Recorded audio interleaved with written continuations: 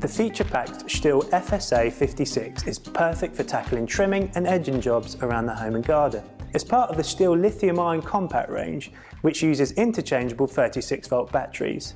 The batteries will fit other tools within the range, including a lawnmower, hedge trimmer, a blower and chainsaws. Both the efficient motor and 36-volt lithium-ion batteries combine to deliver impressive mowing performance without the noise, so no ear defenders are needed while working. With up to 20 minutes runtime with an AK10 battery, that's enough time to trim up to 500 metres of lawn edges on just one charge. It's nicely balanced and has plenty of power to tackle overgrown areas of grass around the garden or to tidy up areas that a lawnmower might not be able to reach. The shaft can be easily adjusted for different heights and applications. Simply push the button and adjust to the right length. The handle position can also be changed to benefit different working positions. The handy spacer bracket allows some mowing around obstacles and along fence lines without damaging them. It uses a line head that can simply be bumped on the ground during use to extend the mowing line, and when it runs out, you can simply replace the cartridge. A neutral lock-in position for the battery means the battery can be safely transported in the tool